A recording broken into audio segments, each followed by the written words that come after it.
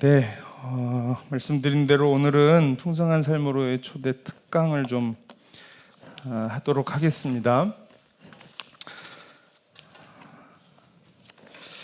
그 자리를 그렇게 앉아주셨는데 아직 짝이 옆에 없으신 분들, 요거 신청 안 하신 분들은 뭐 그냥 들으시면 됩니다. 들으시면 되고, 여기 뭐 2번, 3번 신청하신 분들도 계신 거 제가 알고 있고요. 2번, 3번이 이거를 못 하셔서 제가 그런 건 아니고 그냥 일단은 자의식이 중요합니다. 나는 어떤 사람인가. 근데 제가 이렇게 신청하신 걸 보니까 회심하시는데 이제 그렇게 체크를 못 하신 분들이 계신 것 같아요. 근데 다 일일이 할 수가 없어서 일단은 1번을 선택한.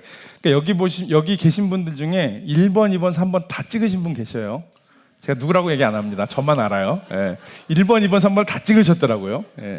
제가 보기에는 뭔지 몰라갖고 일단 다 찍으신 것 같고, 뭐 1번, 2번, 1번, 3번 이렇게 찍으신 분들도 있고, 또 매칭을 하다가 2번, 3번 찍으셨는데 제가 개인적으로 연락드린 분도 있어요. 그러니까 이렇게 좀 매칭을 하기 위해서 3번 찍으신 거 적으셨는데 그런 뜻 아니죠. 물어보면 다 아니에요. 그래서 이번에 오신 분들도 있고, 그런데 이제 연락 안 드려서 다음번은 한 8월 중순 정도부터 요 과정이 다 끝나면 요 분들이 이제 그분들하고 다시 1대1을 하실 건데, 오늘 들으시면서 저는 그냥 오늘부터 하고 싶은데요 라고 생각을 하시면, 제가 25쌍을 맺어드렸거든요. 중매하는 게 쉬운 일이 아닙니다. 그래서 또 맺어드리기가 쉽지 않아서 두 분이 손잡고 오시면 이렇게 해드릴 수 있습니다. 그러면 뭐 문제 없어요. 두 분이 손잡고 오시면. 근데 오늘 뭐 어쩔 수 없어서 못 오신 분들이 계시고, 그렇지 않은데도 혼자 계신 분들이 지금 계시죠. 민경민 집사님 요 앞으로 오신 분들 지금 두 분이 누군지 몰라. 여기는 지금 제가 거의 뭐 블라인드 중매를 해가지고, 이전 집사님 여기 탁윤주 집사님 요 앞에 있으니까 일로 오세요. 왜냐하면 이렇게 앉아 계셔야 좀 이따 나눔할 때 그나마 좀 덜 민망해요. 알아도 또 지금 어디 계실 것 같은데, 하여튼 이렇게 좀 서로 연결하셔서 그렇게 하셔서 같이 앉아 계셔야 나중에. 박정희 권사님 짱 누구예요? 박선희 권사님. 네네. 지금 아우리치가 계신 분들도 계시고, 박종기. 그래서 그런 분들은 뭐 어쩔 수 없습니다. 제가 이따 말씀드리겠지만 주중에 같이 하시면 될 것 같아요. 뭐 그래서 그 말씀을 드린 것처럼 1번이 뭐였는지 혹시 기억하세요? 사실 뭔지 기억도 잘 안 나는데, 하여튼 뭐 1번은 저는 회심한 사람입니다. 그리고 이제 제가 다른 사람들을 돕는 삶을 살고 싶습니다 라고 용감하게. 그러니까 이제 보실 때 이게 사람이요, 제가 아무리 설교를 해도 들으시는 각각 다르더라고요.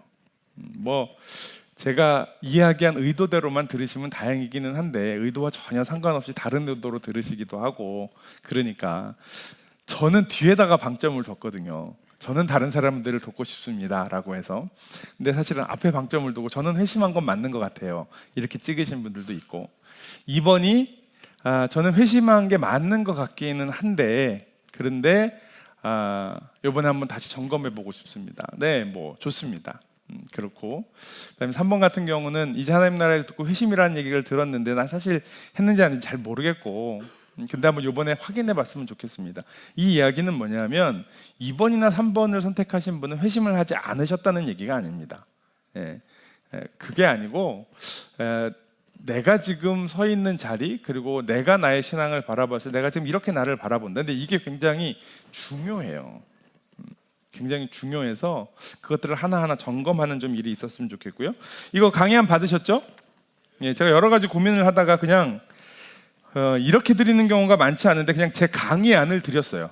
제가 이 강의할 거를 거의 여기 있는 얘기를 그대로 할 겁니다. 근데 그럼에도 불구하고 이렇게 드린 이유는, 여기에서 지금 이 강의를 들으시는 분들은 풍성한 삶으로의 초대 입금일을 다른 사람을 돕겠다고 하신 분들이기 때문에 그냥 이 내용을, 물론 이제 유튜브에 영상이 남을 거여서 유튜브에서 영상을 들으시면 되는데, 그럼에도 불구하고 이렇게 갖고 계시는 게 낫겠다 싶어서 그냥 제가 아예 이렇게 드렸으니까 참고하시면 되고요. 자, 첫 번째, 뭐 우리가 계속 하는 얘기지만, 여러분 복음으로 인생이 변화될 수 있다고 생각하십니까? 있다고 생각하시니까 여기 오셨죠? 네. 뭐 이건 당연한 거긴 합니다. 뭐 여기 와서가 아니라 복음으로 인생이 변할 수 있다고 생각하고, 그 다음에 나는 복음으로 인생이 변화됐다? 이 정도면 안 되는데. 예. 우리 1번이잖아요. 1번. 예. 나는 복음으로 인생이 변화됐다? 아멘. 네. 이제 그러면 그 다음에 질문이 있어요. 그러면 나는, 내 인생은 복음으로 어떻게 변화됐습니까? 이건 굉장히 다양할 것 같아요. 내 인생은 복음으로 어떻게 변화됐습니까? 근데 이거는 모든 그리스도인들이, 적어도 회심한 그리스도인들이라면 가지고 계셔야 됩니다. 뭘 갖고 있어야 되냐 하면, 나는 예수님을 만나기 전에 이런 삶이었는데 예수님을 만나고 나서 나의 삶이 이렇게 되었습니다 라고 하는 것이, 뭐 이거는 상대방이 그걸 동의하던 동의하지 않던, 이해를 하던 이해를 하지 못하던 상관없어요. 나와 하나님과의 관계에 있어서 나는 예수를 믿고 예수를 만났기 때문에, 회심했기 때문에 그 이전은 이런 인생이었는데 저는 이런 인생을 살고 있습니다 라고 하는 것이 있어야 한다라고 하는 거죠.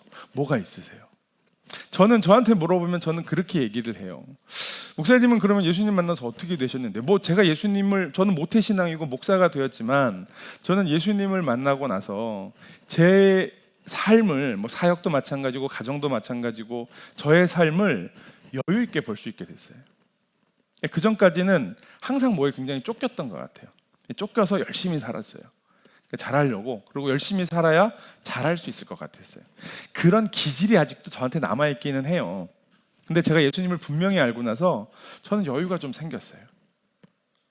그게 여유입니까? 라고 얘기하시면, 그러니까 남이 동의하든지 안 하든지 상관없다는 거예요. 예. 저 뒤에는 제 아내가 그게 여유냐 뭐 이런 거 수도 있지만, 예, 그건 당신 생각이고 저는 그렇다고요. 적어도 그게 있어야 돼요. 그게 남이 인정하든 인정하지 않든 내가 하나님 앞에서, 그래서 저는 요만큼의 여유가 분명히 제 안에 생겼습니다. 그리고 계속 그걸 키워가고 있다라고 하는 거죠. 인생의 변화를 위해 필요한 거 3가지는 이제는 정말 뭐 거의 외우듯이 아셔야 돼요. 첫 번째 뭐라고요? 회심. 그러니까 풍성한 삶으로의 초대, 요번에 하시려고 하는 건 요것만 점검하는 겁니다. 그러니까 이야기를 쭉 나누다 보니까 어려워하시는 부분들의 하나가 뭐냐면 3번 선택하신 분들 대부분. 왜 3번 선택하셨어요? 3번이 뭐냐면, 내가 이제 하나님 나라를 알았고 그 하나님 나라를 배우고 누리는 삶을 살고 싶습니다. 그런데 저는 아직 하나님의 나라를 못 누리는데요 라고 얘기하시면서, 그래서 3번 택하셨다는 분들이 굉장히 많습니다. 그럴 수 있어요. 그런데 하나님의 나라를 배우고 누리는 건 나중 일이에요. 굳이 이거를 지금 우리가 하고 있는 하나복으로 이야기를 하자고 하면, 풍성한 삶으로의 첫걸음이나 아니면 풍성한 삶의 기초에서 다뤄야 될 거고요. 풍성한 삶으로의 초대에선 딱 뭐만 다루느냐 하면, 내가 회심했나만 다루는 겁니다. 회심은 삶이 변화되지 않을 수 있습니다. 그냥 하나님이 내 인생의 주인이구나. 내가 하나님이 내 인생의 주인이라는 걸 몰랐구나. 내가 죄인이라고 하는 걸 몰랐구나. 교회에서 죄인이라고 하니까 그냥 죄인이겠지라고 생각했는데 나 정말 죄인이었구나 라고 하는 걸 깨닫고, 그러면 이제 내가 죄인으로 계속 살 수가 없으니까, 그리고 죄인으로 그냥 산다라고 하는 건 말이 안 되는 거구나. 그냥 지옥을 살겠다고 나 스스로 결정하는 거구나. 그러면 안 되겠네. 그러면 저 이제 돌이켜 풍성한 삶을 살겠습니다. 그거 하나님이 주시겠다고 하니 저 그거 살겠습니다. 여기까지예요. 그러니까 사실 충분히 그럴 수 있죠. 오늘도 결정할 수 있는 거죠. 물론 좀 이따 이야기하겠지만 그게 쉽지 않으신 분들도 얼마든지 있어요. 그래서 첫 번째는 회심의 점검이에요. 그래서 여기 있는 분들이 회심을 하셔야 되는 분들이 아니라 나의 회심을 점검하자는 겁니다.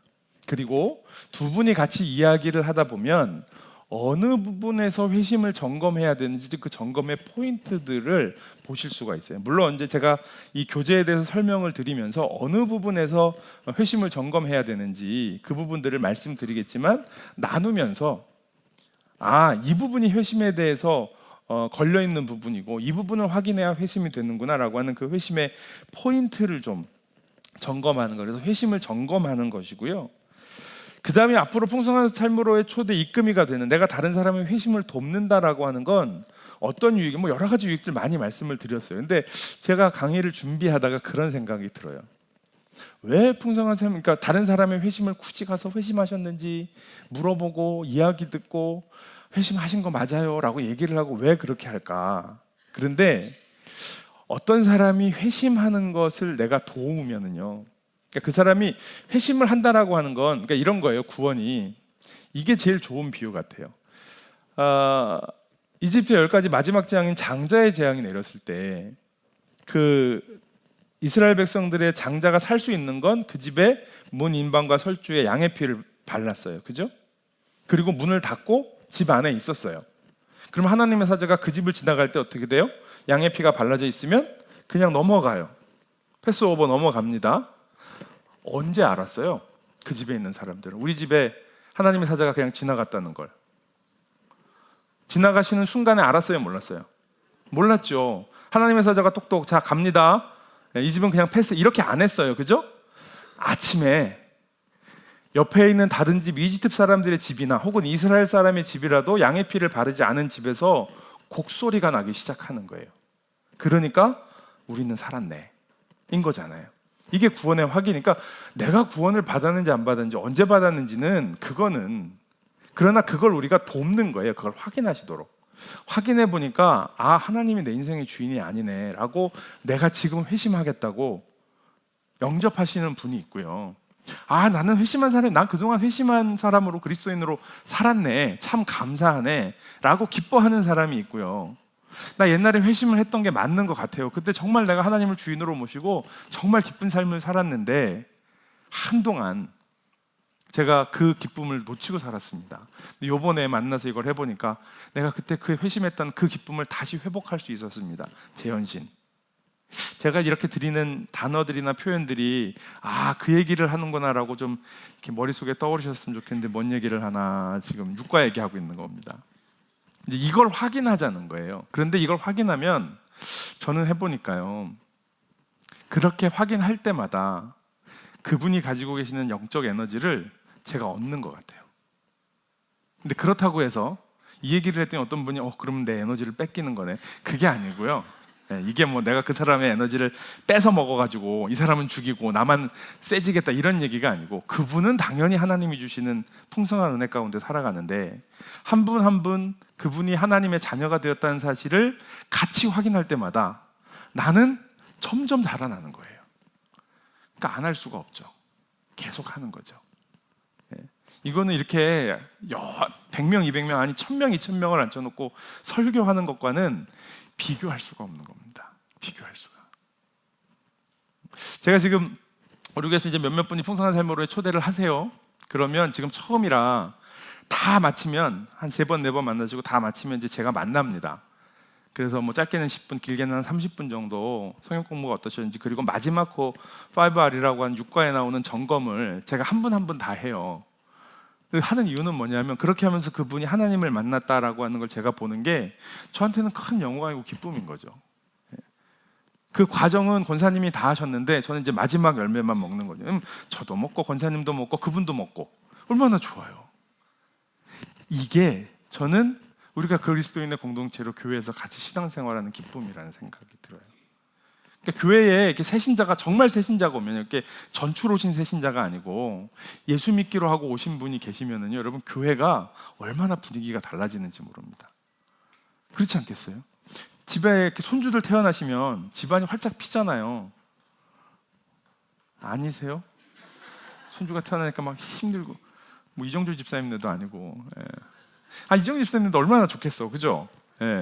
힘들긴 하지만 그래도 시도라레 레은이가 있는 게 얼마나 좋아요.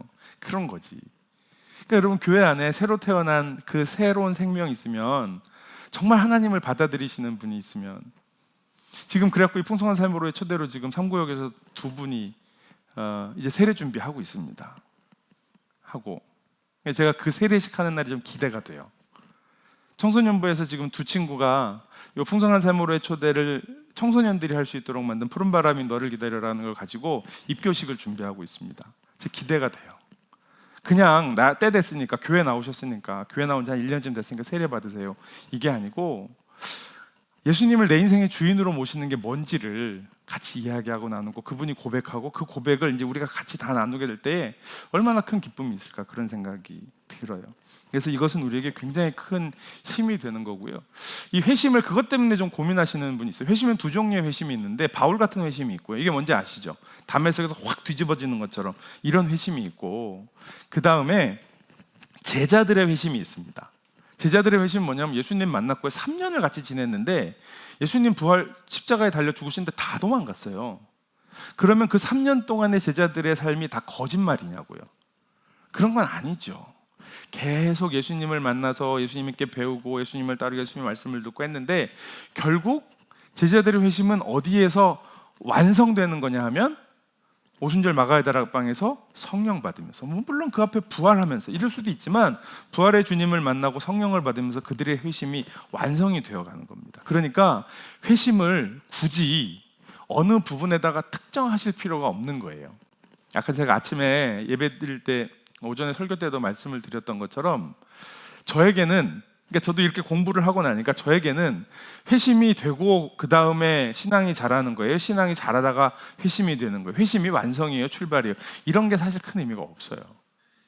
굳이 이것 때문에 힘들어하실 필요가 없다는 거예요. 나한테는 아직도 그런 그 체험이 없는 것 같아요. 그럴 수 있습니다. 중요한 건 내가 하나님을 내 인생의 주인으로 이제 인정하게 됐느냐, 정말 받아들였느냐, 정말 그렇게 살기를 원하느냐, 정말 그 눈이 띄어졌느냐라고 하는 걸 이야기하는 겁니다. 그래서 이 풍성한 삶으로의 초대는 다른 거 없습니다. 딱 회심만 점검하는 겁니다. 그러니까 아무 부담 없이 하시면 돼요. 그냥 내가 예수님 만난 이야기만 하시면 되고요. 혹시 예수님을 만나서 복음으로 내 삶이 어떻게 변화됐습니까? 라고 하는데 그거는 변화가 되기는 됐는데 안 됐다고 할 수도 없고, 그렇다고 뭐가 됐냐고 얘기를 하자니 요럴 때 요걸 좀 한번 한 달 동안 깊이 묵상하시고 기도도 하시고 또 서로 이야기하면서 상대방의 짝꿍이 이야기를 듣다 보니까 저거였구나 뭐 이러실 수도 있고요. 그러면서 그걸 잘 찾으실 수 있으면 그러면 가장 효과적이겠다 생각이 들고요. 회심이 있으면 회심으로 끝나지 않고요. 회심은 영적인 성장으로 반드시 이어져야 됩니다. 그래서 영적인 성장이라는 건 무슨 얘기냐면, 이건 나중에 풍삼 첫에서 가서 할 건데 그냥 간단하게만 말씀을 드리면 신앙생활은 의무가 아니다는 거예요. 짐이 안 되셨으면 좋겠어요. 그렇게 하다 보니 뭐가 되냐 하면 말씀 읽는 게 짐이 안 되셨으면 좋겠고요. 기도하는 게 짐이 안 되셨으면 좋겠어요. 봉사하는 게 짐이 안 되셨으면 좋겠어요. 그러니까 짐이 안 되게 말씀도 열심히 읽고 기도도 열심히 하시고 봉사도 열심히 하세요, 이 얘기가 아니고요. 내가 회심하고 하나님이 내 인생의 주인이 되신 걸 알면 이게 너무 좋아서 그럼 이걸 어떻게 내가 누리지? 어떻게 살 수 있지? 그러니까 성경을 봐야 되는구나. 이 얘기는 지금 7과에 나오는 얘기를 제가 하고 있는 겁니다. 풍성한 삶으로의 초대 7과에 나오는 얘기는 성경을 봐야 되는구나. 성령께서 나를 인도하셔야 되니까 내가 기도해야 되는구나. 공동체 안에 들어가야 되는구나. 교회를 섬겨야 되는구나. 이런 것들을 누리는 삶을 살아가는, 이게 이제 풍성한 삶의 첫걸음입니다.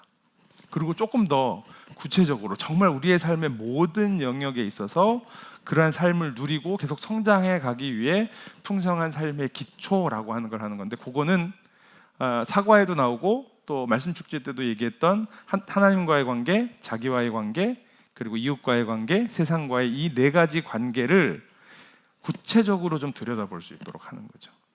이제 그러면서 내 신앙이 하나하나 정리도 되어 나가고 자라도 가고 이제 이렇게 할 수 있는 거라고 하는 거예요. 그래서 신앙생활은요, 영적인 성장의 힘이 되어야 합니다. 그러니까 교회 와서 말씀 읽고 예배드리고 기도하고 봉사하는 건 내가 영적으로 성장하는 힘이 되셔야 되지, 교회 와서 봉사를 하는데 자꾸 힘이 빠져요, 교회를 오래 다니니까 점점 지쳐요 라고 하신다면 신앙생활을 잘못 하시는 겁니다. 그러니까 신앙생활을 하면 안 되겠네. 그래서 졸업을 하시려고 그러더라고요. 은퇴를 하시면 자꾸 졸업을 하시려고 그러고, 아닙니다. 졸업을 하시는 게 아니라 다시 바르게 잘 세우셔야 됩니다. 그래서 하나님 앞에 가는 그날까지 매일매일 성장하는 삶이 되는 것, 그게 바로 영적인 성장입니다. 그래서 내가 말씀을 삶으로 살아내는 건 배워야 하긴 하지만 내 힘으로는 안 됩니다. 성령께서 하시는 일이에요. 나중에 성령 충만에 대한 이야기를 좀 할 텐데, 그래서 성령 충만한 사람은 말씀대로 사는 사람입니다. 그렇게 하고요, 회심이 있고 영적 성장이 있어야 되는데, 이 영적인 성장은 공동체 안에서 이루어진다. 성장을 위한 반드시 필수 조건입니다. 제가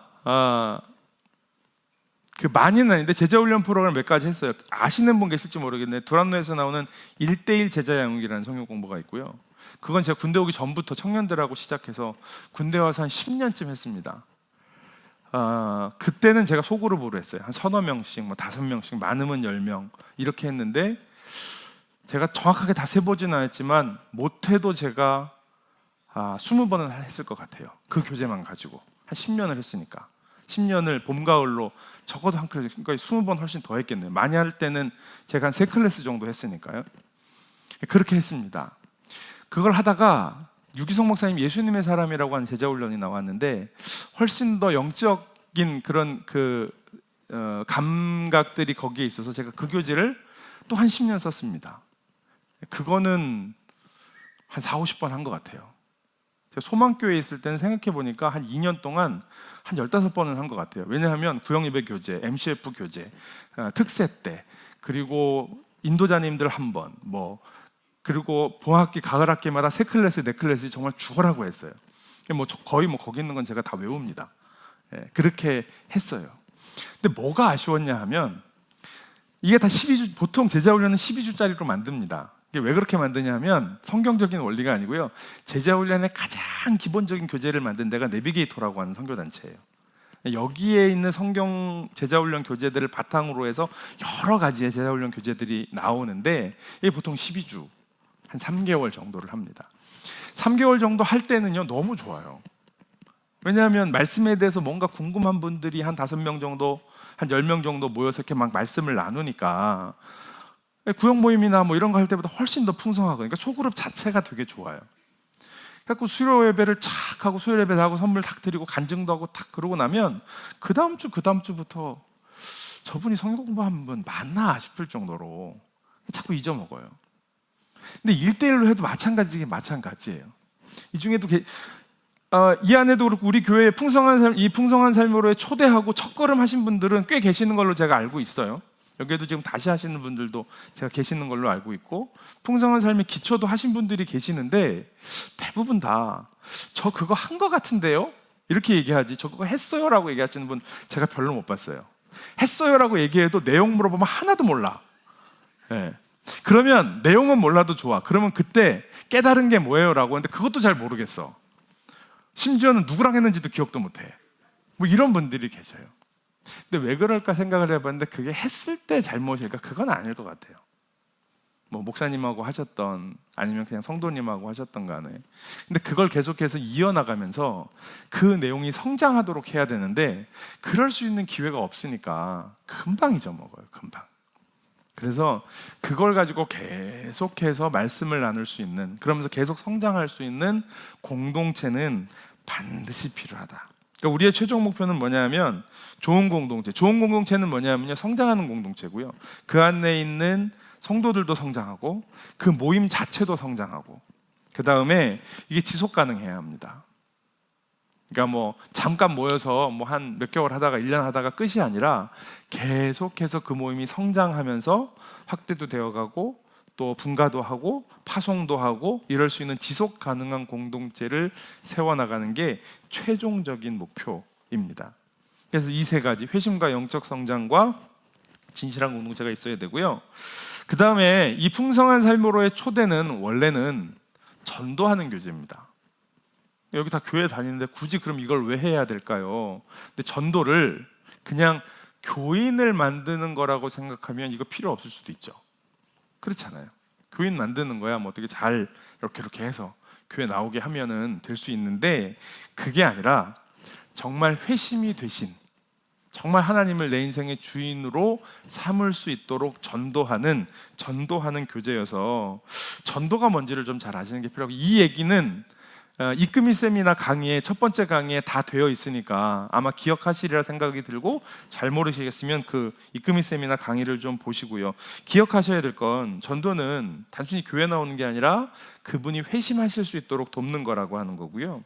전도는 어떤 특별하게 은사 있는 전도팀만 나가서 전도하는 게 아니라 그리스도인에게 주신, 그러니까 왜 특권이고 책임이냐면 내가 복음을 받아서 이 복음을 누리고 있으면 이 복음을 전할 수 있는 특권이 나한테 주어진 거잖아요. 또 그 복음을 전해야 하는 책임이 나한테 있는 거잖아요. 그러니까 전도는 그 모든 그리스도인의 책임이요 특권입니다. 그런 거고, 그 다음 이제 또 하나가 전도를 그냥 이벤트처럼요, 그러니까 사람들을 얼마나 데려올까, 전도 축제 뭐 이런 거 하면서 몇 명 데려왔냐 막 그렇게 하고, 제일 많이 데려오신 분 금 10돈 뭐 이런 거 탁 만들어서 드리고, 우리도 그런 거 할까요? 뭐 나쁘진 않아요. 그러니까 우리 신우들 뭐 간식 주고 뭐 하고 해서 애들 막 오게 하고, 최후의 이제 마지막 수단이 휴가였거든요. 10번 예배 오면 한 번 휴가. 치킨집 쿠폰하고 비슷하잖아요. 뭐 그렇게라도 교회 오는 게 어디예요? 네, 그렇게라도 말씀 들었으면 좋겠는데 이제는 뭐 그게 뭐 여러 가지 인권이며 뭐며 뭐 그런 이유들 때문에 안 된대요. 근데 그냥 저는 굳이 그걸 하려고 안 합니다. 할 수 있으면 할 수 있는 방법, 교회 많이 올 수 있는 방법은 쓰되, 그 방법은요 어차피 끝나게 되어 있습니다. 그럼 우리가 해야 될 건 뭐냐면 진짜 복음을 전하는 거예요. 진짜 복음을. 그렇게 전해서 한 사람 한 사람이 하나님 앞으로 돌아올 수 있도록 하나님 나라의 방법을 쓰는 거죠. 그러기 위해 전도는 과정이라는 겁니다. 이 과정이라고 하는 사실을 우리가 잘 알아야 된다. 대면적 전도와 과정적 전도에 대한 이야기가 그 1강에 나옵니다.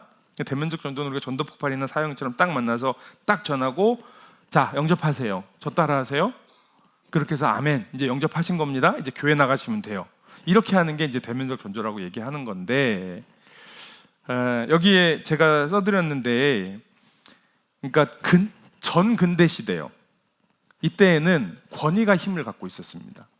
무슨 권위냐면 종교의 권위가 있었어요. 목사 그러면 사람들이 함부로 못했습니다. 목사님한테 어떻게, 지금은 교회 안에서도 목사 그러면 아이 뭐 목사님이라고 다 아나? 이러잖아요. 옛날에 전근대 시대에는 성직자 그러면 다른 종교의 성직자도 괜히 저 사람 잘못 건드렸다가 벌 받으면 어떡해, 종교가 갖는 권위가 있었습니다. 그런데 이게 이제 근대 시대로 모더니즘으로 넘어오면 그때 이제 합리성입니다. 그러니까 논리적으로 설명해야 돼. 그러니까 뭐가 되냐면 사형리가 생기는 거예요. 첫 번째, 두 번째, 세 번째, 네 번째 영접하세요, 이게 되는 거예요. 그런데 이제는 포스트 모던입니다. 포스트 모던으로 가야 된다는 사상을 얘기하는 게 아니라 우리가 사는 시대가 포스트 모던 시대입니다. 포스트 모던 시대에는 뭐가 힘을 갖냐 하면 진정성이 힘을 갖습니다. 그러니까 무슨 얘기냐면 저 사람들이 진짜야 아니면 가짜야를 봅니다. 그래서 진짜에는 반응합니다. 가짜는 안 좋아합니다. 엊그저께도 전사님들하고 부목사님들하고 밥 먹으면서 그런 얘기 잠깐 했는데, 우리 장로님 어르신들 보시나 모르겠는데 요즘 그 운동하는 예능 프로그램이 되게 인기가 많아요. 축구는 뭉쳐야 찬다, 야구 최강야구, 여자 축구 골 때리는 그녀들, 뭐 이런 게 있습니다. 그 TV 하는 예능 프로그램인데 이게 스포츠에 관심이 없는 사람들도 굉장히 재밌어하고 열심히 봐요. 제 아내는 뭉쳐야 찬다를 보면서 축구를 보기 시작했고요. 저희 작은 딸은 최강야구를 보면서 야구를 보기 시작했어요. 저는 그 골 때리는 그녀들이라는 걸 보면서 저게 뭐냐 그랬는데, 수요일 저녁만 되면 제가 예배가 마치고 가서 그걸 보면서 하루를 마무리하는, 왜 그런가 봤는데 이게요 예능 프로그램이라고, 최강야구라고 하는 프로그램이 은퇴한 프로야구 선수들이 모여서 고등학교 애들하고 야구하는 거거든요. 이게 뭐 말이 돼요? 근데 진짜 열심히 하더라고요. 이를 악물고 자기들이 프로 때처럼 하더라고요. 여자 축구를 하는데 아니 연예인들 그것도 연예인들이란 말이에요. 이게 예쁘게 하고 피부도 관리하고 그런 사람들이 떼학볕에 나가가지고 죽으림을 내서 막 팔이 돌아가요. 골키퍼 하다가. 근데 그렇게 축구를 하더라고요. 일주일에 5일을 연습을 한대요.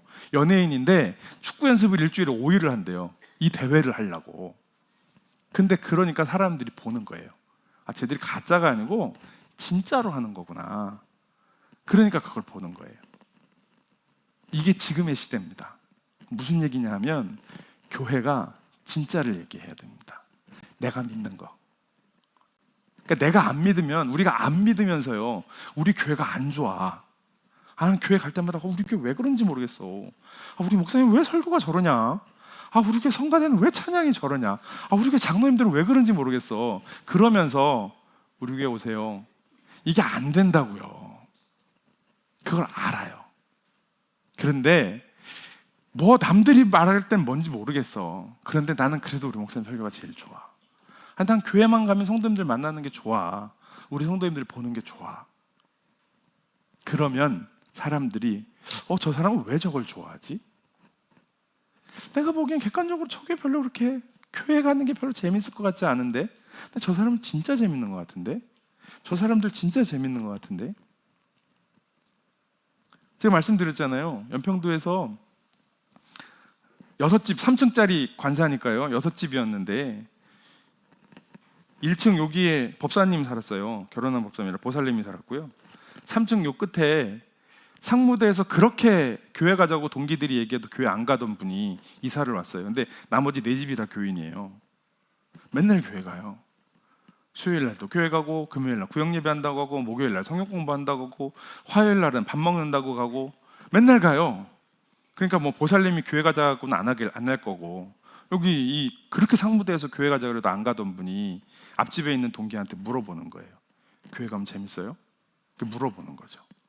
이분이 재밌다 그러지 안 재밌다 그러겠어요. 근데 만약에 이분이 안 재밌는데 재밌다 그랬으면 그때는 모더니즘이라 통했을래나 모르겠네. 하여튼 그러니까요. 그게 보이는 거. 저 사람들 왜 저렇게 저기 가서 저러고 있지?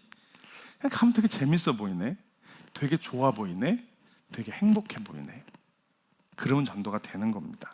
그래서 전도가 무엇인지 좀 이해해야 되고, 그러기 위해서 여기서 얘기하고 있는 이 5가지 문턱을 좀 이해하셔야 됩니다. 이거는 제가 다 설명 안 드리고 거기에 나와 있으니까 다시 한번 보세요. 근데 이 5가지의 문턱을 아시는 게 굉장히 중요한 게 뭐냐 하면, 거기서도 설명해 드리고 있지만 우리가 교회 가세요라고 전도지 돌렸는데 네, 그리고 교회 오시는 분은 적어도 4번째나 5번째 단계에 있는 분들이 오시는 거예요. 그런데 지금 우리 주변에는 첫 번째나 2번째 단계에 걸려있는 분들이 되게 많습니다. 교회라고 하는 얘기만 나오면 싫은 거예요. 근데 그걸 선배나 지휘관이 얘기를 하면 더 싫은 거예요. 그러니까 그런 분들에게는 그 신뢰의 문턱을 낮춰줘야 돼요. 그리고 교회에 대해서 호기심을 좀 가지실 수 있도록 해드려야 돼요. 이 과정이 필요합니다. 그걸 과정적 전도라고 이야기를 하는 거예요. 그리고 그러면 내가 한번 변해볼까? 이 얘기는 뭐냐면, 그러면 내가 한번 교회 가볼까? 뭐 이 정도의 생각들이 만들어질 수 있도록 개인적인 관계도 그렇고요. 그래서 우리는 교회 열심히 잘 다녀야 됩니다. 재밌게 다녀야 됩니다. 정말 미친 듯이 재밌게 다녀요. 우리끼리 막 정말 재밌게 잘 놀아야 됩니다. 그 사람들 니들은 오지 마 이러고 놀라는 얘기가 아니라 정말 교회가 좀 궁금하도록, 그래야 전도가 되는. 또 하나는 뭐가 있냐면 내 삶이 변하는 거예요. 네 삶이 도대체 어떻게 이렇게 변하냐? 지금 우리 집사님 가운데 한 분이 지금 사무실에서 그런 분이 있다는 거예요. 내가 삶이 변하고, 나 우리 집에서 이런 일이 있었어, 아내하고 이런 일이 있었어, 뭐 이런 것들을 얘기를 하니까 그 사무실에 있는 사람이, 지금 내가 그 힘든 일을 겪고 있는데 넌 어떻게 그걸 이겨냈냐? 넌 어떻게 그렇게 했는데? 근데 뭐 교회에서 성경 공부하고, 뭐 아버지 학교하고 어머니 학교하고 이러면서 좋아지는 것 같은데, 그래? 그럼 나도 그게 될까? 이런 게 이제 관심이고 변화예요. 이런 단계가 있다라고 하는 걸, 이거는 뭐 이제 여러 가지로 좀 이야기하시면서 보셔야 될 건데, 기본적으로 전제가 이 단계가 있어야 한다라고 하는 걸 전제로 하셔야 된다는 거예요. 그냥 나는 전하고 그럼 하나님이 하시겠지. 물론 그렇죠. 근데 내가 1, 2, 3, 4, 5단계 어느 단계인지 좀 대충 예측이라도 하고 거기에 맞게 가면 좋은데 1단계에 있는 사람한테 교회 가자고 멱살 잡고 끌고 온다든지 5단계에 있는 사람한테 교회 좀 관심 좀 가져보실래요? 우리 그렇게 나쁜 사람 아니 이렇게 말하는 게 효율이 없잖아요. 이런 효율들을 좀 가지고 가자, 이제 그런 말씀드리고요. 이제 요거 하면서 제일 어려워하시는 부분, 목사님 꼭 1대1 해야 됩니까? 그냥 저렇게 여러 사람 모여서 구역 모임이나 성경 공부하듯이 그러면 좀 안 됩니까? 이제 이거 말씀하시는데 이거 설명해 드리는 게 제일 어려워요. 제일 어려워서 어떻게 설명할까 하다가 이걸 그렇게 어려워하던 사람 한 분을 좀 제가 저 대신 좀 얘기를 하면 좋을 것 같아요. 성도님들 중에 하셨으면 좋겠는데 아직 그렇게 말씀하실 분은 권사님 한 분이 좀 하셨으면 좋겠는데 뭐 이 앞에 서면 아무것도 하실 수 없다고 하셔서 제가 죽을 것 같던데 죽으시라고 할 수는 없고, 그래서 죽으면 제가 책임질 수 있는 사람을 하기로 했습니다. 제 아내가 나오시고, 뭐 제 아내는 신학 공부한 사람도 아니고요, 또 이렇게 성역 공부 인도하는 거 너무너무 힘들어했습니다. 물론 뭐 팀도도 하고 이렇게 조금 하기는 했지만, 근데 저보다 이걸 더 잘해요. 하나님이 주신 달란트가 있긴 있는 것 같은데 1대1 하면서 어려웠던 것들, 그리고 어떻게 하면 될지 잠깐 간증하도록 하겠습니다. 네. 네, 안녕하세요. 김바라 사모입니다. 벌써부터 떨려요. 이렇게 많이 오실지 몰랐습니다. 저는 말씀 축제하고 나서 목사님한테 되게 시달림을 많이 당했어요. 계속 길을 갈 때마다 여보 1대1 하면 뭐가 좋아? 계속 질문하시는 거예요. 여보 풍삼초 하면 뭐가 좋아? 계속 질문을 하시는 거예요. 그래서 제가 뭐라 그럴게요? 귀찮아 그만 좀 질문하세요 그랬어요. 정말 귀찮을 정도로 질문하셨는데 목사님이 이렇게 질문한 의도를 알겠어요. 저를 이렇게 세우시려고 그 질문을 하셨던 것 같습니다. 네, 저도 1대1이라는 것이 진짜 너무 부담스러웠던 사람 중에 한 사람이에요. 이렇게 나와서 얘기한다는 자체도 지금도 막 살이 막 떨려요. 떨리는데 처음에 1대1을 할 때 내가 1대1을 할 수 있을까? 그런 생각을 진짜 많이 했었어요. 꼭 해야 될까? 난 못할 것 같아. 난 정말 자신 없어. 특히 저는 사모다 보니까 1대1이라는 것은 제가 솔직하게 나눠야 되잖아요. 아니면 그룹이면은 내가 안 나눠도 다른 사람이 나누면 그냥 저는 말똥말똥 쳐다만 봐도 되는데 1대1이라는 것은 저한테는 사모로서에도 내 말을 솔직하게 얘기해야 되니까, 진실하게 얘기해야 되니까 그게 너무 힘들었었어요. 근데 하고 났는데 정말 힘들었었어요. 풍삼초를 하는데 질문에 따라서 이제 답을 달아야 되는데 이게 맞아? 이 답이 맞아? 도저히 모르겠는 거예요. 내가 정말 잘 가고 있는 거야? 내가 문제를 제대로 이해하고 있는 거야? 다들 끄떡끄떡 하시는 것 같아요. 그 질문이 저한테 진짜 많았어요. 근데 하면 할수록 이거구나. 제한테 해답이 찾아왔어요. 뭐였냐면 저한테 찾아온 해답은, 첫째는 이런 질문에 대해서 받아본 적이 없어요.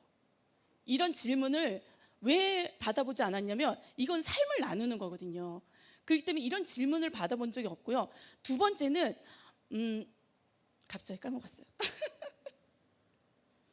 네.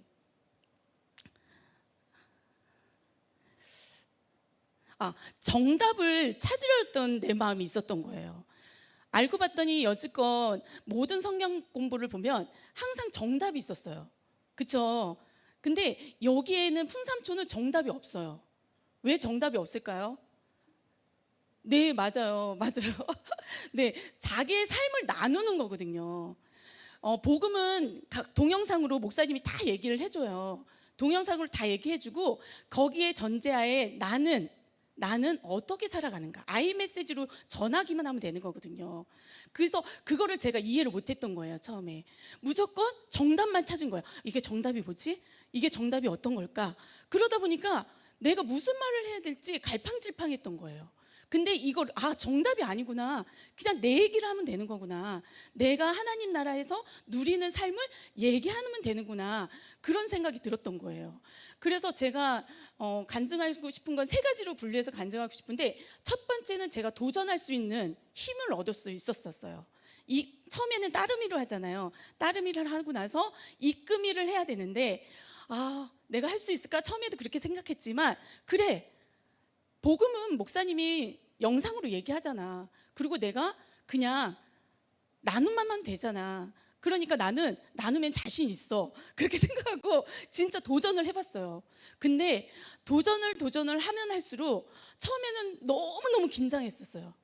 정말 떨렸었어요. 두근두근 떨렸는데 하면 할수록 드는 마음은 그래, 내가 하는 게 아니야. 인도자 세미나 거기에서 들었지만 거기서도 얘기하거든요. 내가 하는 게 아니라고. 내가 하는 게 아니고 저 사람이 하는 게, 따름이가 하는 게 아니고 이 안에 함께 1대1로 나누는 그 안에 성령님께서 하시는 일이야. 그거를 내가 믿고 나아가니까 정말 1대1이 정말 힘들지 않고 도전이 계속 되는 거예요. 그래서 지금까지 저는 몇 년이 됐죠, 지금? 한 5년이 넘게 1대1을 해온 것 같아요.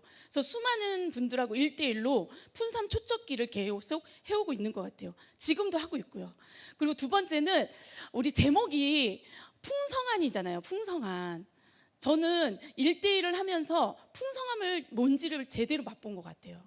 뭐냐면 솔직히 성도님들하고 이렇게 나눔을 할 때, 만남을 가질 때, 그룹으로 만나든 1대1로 만나든 만남을 가졌을 때 나눔이 한정돼 있었던 것 같아요. 조금 복음적인 얘기하다가 이제 애들 얘기하다가 막 이런 막 분산되는 나눔이었는데, 제가 이 본질에 대해서 이렇게 딱 하나를 틀을 딱 가지고 있다 보니까 나눔이 복음적으로 풍성한 삶의 기초거든요. 아니, 초대거든요. 그걸로만 나눠도 정말 1대1로 나누는데, 그룹으로 나누는데 풍성함이 너무 많은 거예요. 나눌 얘기들이 너무너무 많은 거예요. 저는 이렇게 나눔이 많을 줄 몰랐었어요. 복음이 정말 기초의 정말 초대 기본적인 본질이 진정으로 이렇게 나눔이 풍성하고 많은지를 몰랐었어요. 근데 이렇게 나눔이 풍성해질 수 있구나, 복음이. 그런 거를 알게 됐어요. 세 번째는 저의 인생이 바뀌었던 것 같아요. 뭐냐면 풍성한 삶의 기초에서 보면 그런 글이 있어요. 생각이 바뀌면 뭐죠? 행동이 바뀌고, 행동이 바뀌면 습관이 바뀌고, 습관이 바뀌면 인격이 바뀌고, 인격이 바뀌면 인생이 바뀐다. 그런 말이 있어요. 나의 생각이 바뀌면 나의 인생이 바뀌더라고요. 그게 뭐냐면, 저는 풍성한 삶의 초대를 하면서 행복이라는 그 주제하에 두 가지의 본질, 진정한 행복에 대해서 나눌 때 첫 번째는 그런 거였어요. 무조건적인 사랑, 하나님의 무조건적인 사랑을 알아야 된다. 두 번째는 삶의 의미와 목적을 알아야 된다. 근데 저한테는 이 풍삼 초척기를 하면서 삶의 의미와 목적을 찾았어요. 그게 뭐였냐면 예수님을 따라 사는 삶이었던 거예요. 그렇다면 또 질문했어요. 끊임없이 저한테 질문을 많이 해요. 그럼 너는 바라는 저요? 제가 이름 바라는 삶의 의미와 목적이 뭔데? 예수님을 따라 사는 삶이 뭔데? 그런 질문을 저한테 스스로 하게 되었어요. 그랬을 때 생명을 살리는 삶이야. 그거였던 거예요. 한 영혼 만났을 때 내가 할 수는 없지만 내 삶을 통해서 이 사람과 나눴을 때 이 사람이 생명이 살린다면 그건 풍성해지고, 또한 나의 인생도 바뀌고, 아까 목사님도 얘기했었잖아요. 이 사람도 바뀌고 저 사람도 바뀌고 저 사람도 바뀐다 그랬잖아요. 껌 먹고 알 먹고 다 하신다 그랬잖아요. 그렇게 되는 거구나. 그래서 내 인생이 바뀌겠구나. 그런 생각이 많이 하게 되었습니다. 그래서 저는 여러분들한테 말씀드리고 싶은 건요, 지금 이 시대는 깨어진 세상 속에서 하나님 나라를, 복음을 바르게 알고 살아가면서 여러분들과 함께 풍성한 삶을 누렸으면 좋겠습니다. 또한 저도 어떻게 보면 그런 사람 중에 한 사람이고, 계속적으로 저도 훈련을 계속 받을 거예요. 저는 여기서 멈추지 않을 거예요. 죽을 때까지 하나님이 부르실 때까지, 부르셨죠? 죽을 때까지 저는 끝까지 이 일을 해나가면서 할 수 있는 담대함 또한, 능력 또한 하나님 주실 거라고 믿고 나아가겠습니다. 그리고 여러분들, 제가 말씀드리고 싶은 건, 도전하시는 여러분을 응원하고, 지금 도전하시는 거잖아요. 신청하신 거잖아요. 그래서 여러분들을 저는 응원하고 싶어요. 그리고 또 이 기회를 한 과정이라고 흘러보내는 과정이 되지 마시고요. 이 기회를 꼭 잡으시기 바랍니다. 그래서 정말 삶의 의미와 목적을 바르게, 똑바르게 알고 가시면서 풍성함을 누리시는 여러분이 되시길 바라고요. 저도 여러분과 함께 하겠습니다. 감사합니다. 네. 네. 그래서 열심히 잘 해보시자는 얘기고요. 제가 이 책에 대한 간단한 요약만 말씀을 좀 드리겠습니다. 이건 무슨 얘기냐면 내용을 요약하는 게 아니고 이 부분은 그 과에서 확인하고 넘어가십시오. 그러니까 아까 말씀드린 것처럼 회심을 점검하는 포인트를 말씀을 드리는 거예요. 일과는 제목이 세 가지 문과 세 가지 장애물이에요. 그래서 그 세 가지 문 그림 기억나시죠? 네, 세 가지. 그래서 생활 양식, 그 다음에 체험 경험 있고요. 그 다음에 삶의 위기 있었어요. 이 세 가지 어디로 들어오든지 거기서 끝나는 게 아니고, 그러니까 이건 어떻게 처음 시작하는 거냐면 신앙생활 어떻게 시작하셨어요? 이러고 시작하는 겁니다. 일과는 다른 거 아니고요. 내가 그 사람을 알려고 일과를 시작하는 겁니다. 왜냐하면 알아야 전도가 돼요. 그러니까 그 사람을 알기 위한 방법이 뭐냐? 신앙생활 어떻게 시작하셨어요? 그러면 이 세 가지 중에 하나는 됩니다. 모태신앙이면 생활양식, 그냥 다니다, 또 모태신앙이 아니어도요, 그냥 다니다 보니까 옛날에 지휘관이 나오라고 그래갖고 나오다 보니까 이러면 생활양식이에요. 그런데 삶에 어려움이 있어서 뭐 진급이 떨어져서 아이가 아파서 뭐 어떤 어려움이 있어서 그래서 교회 나가보자고 그래서 교회 나왔어요. 삶의 위기, 그죠? 그리고 어떤 분은 또 궁금하신 분이 있어요. 도대체 교회가 뭐야? 기독교가 뭐야? 라는 궁금함 때문에 그럼 한번 나가볼까 이렇게 나오신 분이 있어요. 근데 여기서 얘기하는 건 뭐예요? 어느 문으로 들어왔건 이 세 가지는 같이 계속 순환하면서 반복해야 된다. 그러니까 그 신앙의 여정을 좀 같이 이야기해 보자는 거예요. 나는 어떻게 도대체 신앙생활을 하고 있었는지, 그러면서 신앙생활을 하는데 장애물은 뭐가 있었는지 세 가지의 장애물 이야기하고 있습니다. 그걸 하면서 이분은 어떤 상처가 마음에 좀 있는지, 교회 다니시는 분들에 대한 상처, 아니면 도대체 물어봐도 대답도 안 해주고 믿으라고만 하는 그런 지적인 장애물에 대한 상처, 교회의 이미지, 뭐 어떤 삶이 너무 힘들고 어려운데 도대체 하나님은 답을 안 해주시는 것 같아.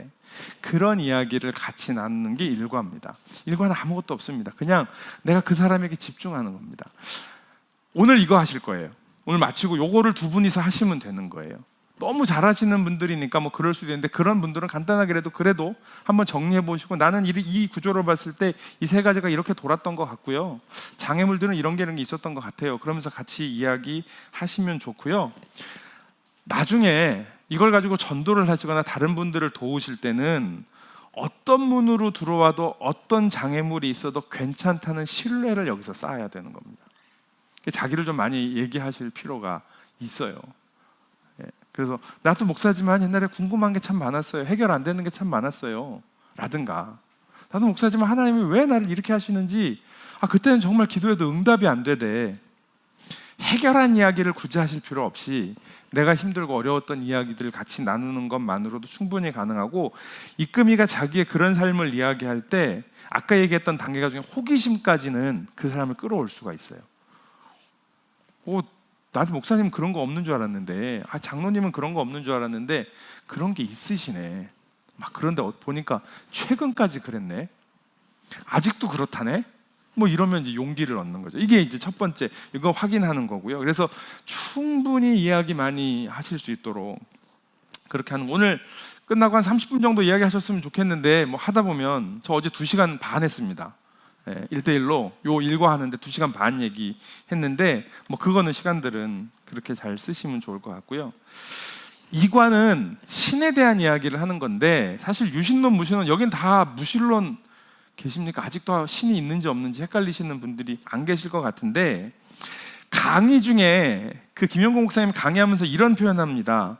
그렇게 하면 혹시 하나님이 계실 수도 있지 않을까, 이런 생각을 할 수 있지 않을까요? 뭐 이런 얘기 하는데, 그분이 믿음 없어서 이런 얘기를 하는 게 아니고요, 신이 정말 있는지 없는지 헷갈리시는 분들한테는 신이 있으니까 네가 신이 없다고 생각하는 게 문제야, 이게 아니고 충분히 네가 그렇게 생각한 너의 자리를 내가 인정해.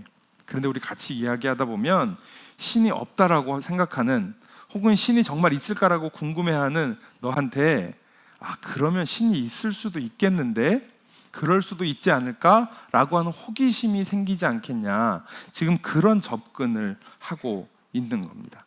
그러면서 오히려 네가 지금 하나님이 없다고 생각해도 괜찮아. 같이 이야기해 봅시다. 라고 열어놓는 게 그게 전도라고 하는 거예요. 하나님이 없다고 생각하면 넌 오지 마. 이게 아니고요. 하나님이 없다고 생각해도 괜찮아. 왜 그런지 한번 찾아봅시다. 왜 당신은 하나님이 없다고 생각하는지. 이게 나중에 뒤에 가면 이 논조가 바뀝니다. 자우지간 그렇게 하는 거고요. 교회를 다니시고 하나님이 계시다고 생각하면, 계시다고 하는 걸 내가 분명히 알고 있는 우리 대부분의 같은 경우에는 이거에서 이거는 꼭 점검하셨으면 좋겠는데, 유신론과 무신론 소통하는 하나님이거든요. 이 소통하시는 하나님이 뭐 얘기하냐면 하나님과의 인격적인 관계를 얘기하는 겁니다.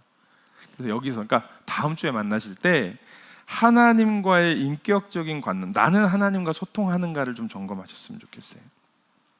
하나님은 나한테 뭐라고 말씀하시는지, 말씀을 통해서건 기도를 통해서건 하나님은 나한테 뭐라고 말씀하시고 난 하나님하고 어떻게 소통하고 있는지를 좀 이야기하시면 좋겠고요. 이금희가 나눔에서 정말 하나님이 계시다라고 하는 경험을 난 어떻게 했는지 이걸 좀 설명하시는 게 좋을 것 같아요.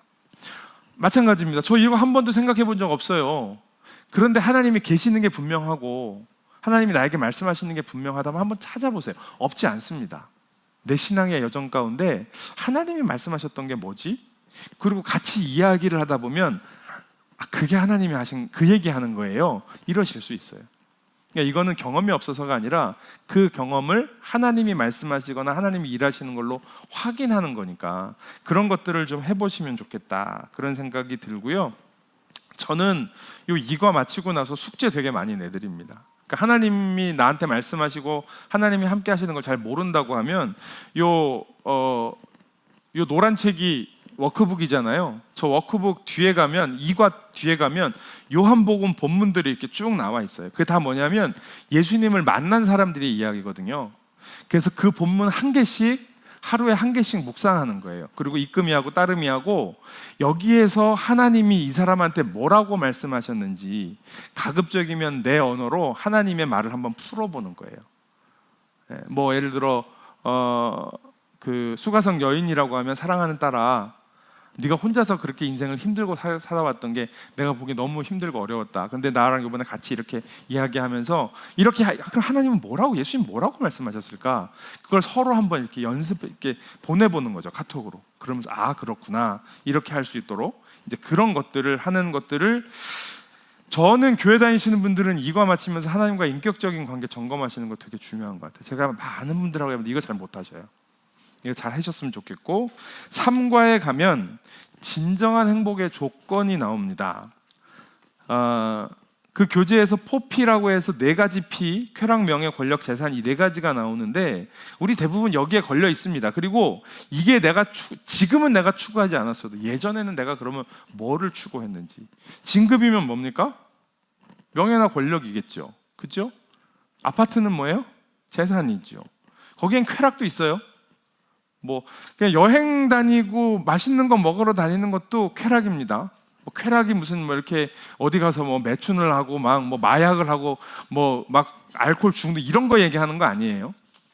그래서 그런 것들 중에 내가 쫓았던 게 뭐가 있고 아직도 내가 여기는 좀 자유롭지가 못해요 라고 하는 게 뭐가 있는지를 좀 같이 이야기하는 게 좋은데, 이거는 그냥 언제 제일 행복하세요?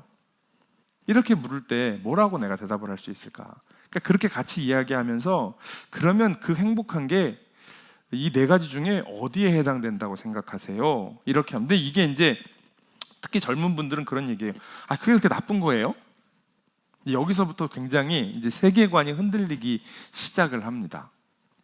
아니 내가 성공하고 아파트도 하나 있었으면 좋겠고 노후도 보장돼야 되고 뭐도 있어야 되고 그거 있어야죠. 그게 잘못된 거예요? 잘못된 거 아니죠. 금욕주의를 요구하는 게 아니라 그걸 쫓아가다가 진짜 행복을 놓치기 때문이에요. 그래서 이걸 비교하는 거예요. 그 4가지 피해, 이걸 인생의 목적으로 살아가는 것과 여기에서 얘기하는 진정한 행복의 조건 뭐예요? 무조건적인 사랑과 삶의 의미와 목적. 이 2개 중에 어느 쪽 선택하실래요? 여기서부터 선택이 들어가는 겁니다. 저는 그냥 계속 이 포피로 갈 겁니다. 저는 계속 이거 쫓아갈래요. 그래도 저는 이거 포기 못합니다. 그런데 삶의 의미와 목적, 무조건적인 사랑, 그러게요. 근데 그게 가능할까요? 라는 질문은 괜찮아요. 근데 나는 그거 갖고 어떻게 살아요? 사람이 사랑만 먹고 살아요? 에이, 그 목사님이 아직 철이 들 드셨네. 이렇다고 한다면 멈춰 서셔야 됩니다. 이 7가지 지금 얘기하는 이 회심 점검의 포인트가 안 넘어가지시면 멈추십시오. 멈추시고 얘기를 계속 하시고요. 두 분이서 해결이 안 되시면 저한테 오십시오. 진짜로요. 이거는 신앙생활 하시면서 한 번은 점검하셔야 됩니다. 그러니까 이게 어떤 부분에서 막혀 있는지는 뭐 그거는 두 분이서 해결을 하실 수 있으면 하시면 좋겠고요. 안 되시면 저한테 오십시오. 그럼 같이 이렇게 이야기를 나눠 드릴 테니까, 그래서 그 부분, 이 4가지의 행복의 조건과 그리고 무조건적인 사랑과 삶의 의미와 목적이라는 이 2가지 중에 나는 어느 쪽을 선택할 건가, 어느 쪽으로 내 방향을 틀 건가, 이게 좀 포피가 안 놔지는 부분이 있는 건 그건 괜찮아요. 그건 문제가 없습니다. 근데 이게 내 행복의 조건이라고 생각하고 가시면 그럼 거기서 멈춰 서셔야 되고, 내가 정말 회심한 사람인지 정말 점검하셔야 됩니다. 그리고 이제 4번째로 넘어오면, 무조건적인 사랑과 삶의 의미와 목적이 우리의 삶이 진짜 가능할까요? 라고 했을 때 그게 가능하다라는 이야기를 하는 거예요. 하나님이 원래 세상을 어떻게 만드셨는지. 그러면서 거기에 4가지 관계가 나오는 건데, 39쪽에 보면 5번 질문이 있는데 그 질문이 이거예요. 내가 뼈저리게 경험하는 깨어진 세상은 뭔가?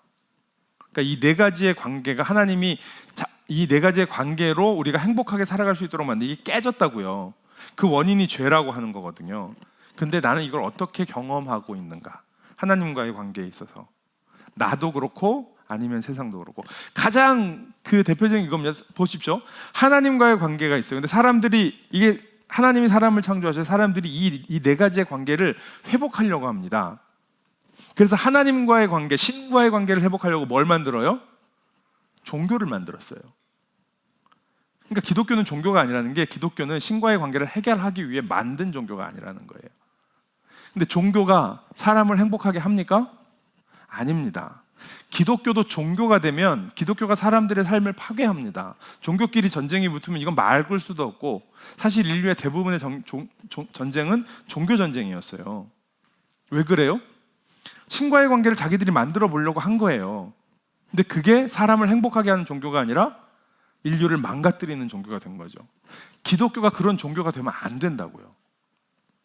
종교 만들어내 종교 안 돼요. 자기와의 관계를 회복해 보려고 현대사회는 특히 뭐 해요? 심리학, 상담, 자기개발, 인문학 뭐 이런 거 만들었습니다. 그런데 그래서 자기와의 관계가 회복이 돼요? 상담해보면은요, 상담 가면 뭐 상담하면서 내 내면 과거의 상처 뭐 이런 거 다 봐요. 될 것 같아요. 아, 그래서 알았어. 아, 그렇구나. 내가 지금 이렇게 힘들어하고 우울해하거나 내 어떤 성품, 이게 그것 때문에, 예전에 있는 상처 때문이었구나 라고 하는 걸 알아요. 근데 해결이 돼요? 안 돼요. 안 돼요. 알긴 알았는데 그게 이렇게 쉽게 해결이 잘 안 됩니다. 해결되기 위해 공동체도 필요한데, 무엇보다 하나님이 그것을 만지시는 게 필요해요. 그 하나님의 사람의 손길이 필요해요. 그러니까 이런 거예요. 이웃과의 관계는요, 그래서 만들어 놓은 게 사회복지제도예요. 내가 가지고 있는, 그러니까 사회복지 잘 돼 있는 나라는 벌어서 50%를 세금으로 내는 거예요. 뭐 하자고요? 이웃들하고 나누자고요. 그래서 그 나라가 행복하냐고요? 아니에요. 지구상의 어느 나라도 행복한 나라가 없어요. 그냥 너무 가난한데 그냥 그걸로 만족하고 사는 나라가 있어요. 그리고 하여튼 필요한 건 다 줘요. 그리고 마약하고, 그리고 우울하고, 그리고 자살하고 그러는 나라가 있어요. 그러니까 사회복지제도 이웃 아무리 나누려고 한다고 해도 되지 않아요. 세상은 정치, 가장 대표적이죠. 정치가 세상을 행복하게 합니까? 아니죠. 이게 깨어진 거예요. 근데 이것뿐만이 아니라 여러 가지, 그리고 내 삶에서 깨어짐을 경험하는 것들이 있는데, 이게 왜 중요하냐면, 깨어진 세상에 대한 인식이 분명하지, 세상이 깨어졌다라고 하는 것이 분명하지 않으면 죄의 본질이, 여기 교재에서 얘기하는 죄의 본질이 있습니다. 그게 뭐냐면 자기중심성, 아이센터드니스라고 이야기하는 거 있어요. 기억하실 겁니다. 근데 이 죄의 본질이 인정이 안 됩니다. 세상이 깨어졌다는 게 인정이 안 되면, 내 중심성이, 내가 나를 위해서 사는 게 왜 죄예요? 이렇게 돼요. 그래서 여기가 굉장히 중요해요. 이거 마찬가지입니다. 해결 안 되면 넘어가지 마십시오. 그리고 왜 자기중심성이 죄인지를 확인하고 인정할 수 있어야 되고요. 그렇게 하고 나면 그 죄가, 자기중심성이라고 하는 죄가 뭔지가 나와요. 이제 그 다음에 5가에 나오는 건데, 죄가 자기중심성이라고 이야기하고, 그 다음에 죄에 대한 심층적인 설명, 나무 그림이 있었죠. 뿌리는 죄의 본질, 자기중심성. 그 다음에 그 줄기는 윤리 도덕 같은 거, 열매는 실제적으로 나타나는 살인이나 폭력이나 뭐 이런 사기나 뭐 이런 것들이 있다라고 하는 이 본질. 그래서 뿌리라고 하는 이 본질이 중요하다라고 하는 것들을 잘 아는 게 필요하고요. 자, 여기쯤 오면 그래도 저는 죄인이라는 거 인정 안 되는데요. 아니 이게 왜 죄예요? 라고 이야기하실 수 있습니다. 가끔. 그러면 그 사람이 죄인이라고 하는 걸 설득시키려고 하지 마십시오. 하지 마시고 여기서 멈추시면 됩니다. 멈추되 하나님 없이 살아가는 게 가능하시다고 생각하세요? 저는 안 되던데요. 저는 하나님 없이 못 살겠던데 라고 고백하는 것만 충분합니다. 정말 당신이 하나님 없이 살 수 있다고 생각하고 하나님이 중심이 되어 살지 못하는 내가 중심이 되어 살아가는 것이, 그러니까 내가 중심이 돼서 다른 사람도 돕고, 내가 중심이 돼서 나도 돌보고, 내가 중심이 되어 세상을 위해서 봉사도 하고, 그렇게 살면 되는 거 아니에요? 왜 교회 가서 꼭 그래야 돼요? 가서 어디가 기부도 좀 하고 봉사활동도 많이 하고, 그러면 되는 거 아니에요? 이런 얘기거든요. 교회도 나가겠다고요? 예배 주일날 나가서 드리고 내가 성경도 하루에 한 장씩 읽겠다니까? 근데 그게 죄라고요.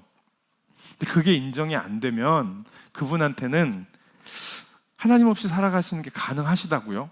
저는 안 되던데. 여기에 뭐가 있어야 될까요? 진정성.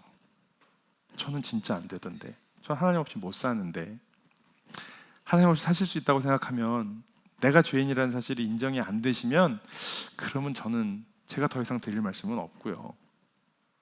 만약에 제가 당신을 위해서 계속 기도할 테니 이게 아니구나라는 생각이 들면 언제든지 연락 주십시오. 뭐 그분이 가족이거나 그러면 이제부터 얼굴 보지 맙시다. 나중에 그 생각이 되면 오세요. 뭐 남편한테 이제부터 우리 얼굴 보지 맙시다. 이러시라는 얘기가 아니고, 좋은 관계를, 아까 얘기했잖아요. 좋은 관계가 계속 돼야 됩니다. 뭐 이 얘기는 굳이 그러면 내가 강요하지 않을 테니까. 그런데 나는 그래요. 그래서 정말 그게 궁금해지면 그때 얘기하죠. 왜냐하면 그때까지 기다려야 됩니다. 방법이 없습니다. 그리고 가까운 사이면 계속 그걸 보여줄 필요는 있어요. 내가 하나님하고 같이 살아가면서 어떻게 나는 이 깨어진 세상을 풍성하고 행복하게 살아가는지 더 열심히 기도해야 돼요.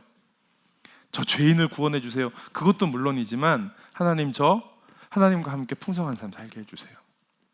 제 삶에서 하나님이 주시는 그 풍성함이 드러나게 해주세요. 그리고 매일매일 하나님 앞에서 말씀으로, 기도로 씨름하면서 하는 겁니다. 그게 말씀을 살아내는 겁니다. 그 뒤도 마찬가지입니다. 6가에 가면 그래서 하나님이 어떻게 하셨는지, 하나님이 어떤 분이신지 보여주시고 인간을 대신해서 죽으셨고, 우리는 내가 죄인임을 인정하고 예수님이 나를 위해 대신 죽으셨음을 받아들이고 주인으로 영접하는 겁니다. 그렇게 하면 아까 3과에서 나왔던 진정한 행복의 조건, 무조건적인 사랑과 궁극적인 삶의 목적을 우리에게 주셔요. 예수 믿고 받는 복은 이겁니다. 그래서 행복하고 풍성한 삶을 살아갈 수 있게 되는 거고요. 그것에 대해서 내가 어떻게 반응하느냐가 5가지 반응이고, 이 반응을 확인하는 겁니다. 근데 이거 하면 보통 뭐라고 하시면, 저는 그래서요 예수님을 만나서 기쁨도 있고, 제가 예수님께 헌신도 하고 영접도 하고, 그리고 더 예수님을 좀 알아도 가고 싶고, 거절은 선택 안 하시는데 이 4가지 다 선택하시는데 그런 얘기가 아닙니다. 내 지금 위치가 어딘지를 얘기하는 거예요. 아까 말씀드린 것처럼 저는 하나님이 내 인생의 주인이신 줄 알았고, 힘들고 어렵지만 잘은 못 살았지 뭐지만 살아왔는데, 오늘 이 풍성한 삶으로 초대를 했더니 내가 그래도 예수님을 주인으로 모시고 살았네요. 틀리지 않았네요. 참 기쁘고 감사하네요. 이게 기쁨이에요. 이해되셨죠? 여러분들이 1번 택하신 게 이겁니다. 2번은 뭐냐면, 제가 옛날에 분명히 그 기쁨을 알았습니다. 그게 중학교 때가 됐든지 언제가 됐든지 근데 하여튼 무슨 이유로든지 제가 하나님과의 관계도 굉장히 소원해져서 거의 하나님 없는 것처럼, 교회는 다녔지만 하나님 없는 것처럼 살았는데 이제 다시 한번 복음을 확인했습니다. 그리고 내가 이제 그런 삶을 살겠습니다. 이게 제 헌신이에요. 영접은 교회는 다녔지만, 아니면 교회를 안 다녀서 내가 그런 거 하나도 몰랐는데 요번에 알았어요. 제가 이제는 그렇게 살겠습니다. 이게 영접이에요. 탐구는 뭐냐 하면, 무슨 말인지는 알겠는데 아직 그 앞에 나와 있는 5가지의 단계 중에 결단이 안 되는 거예요.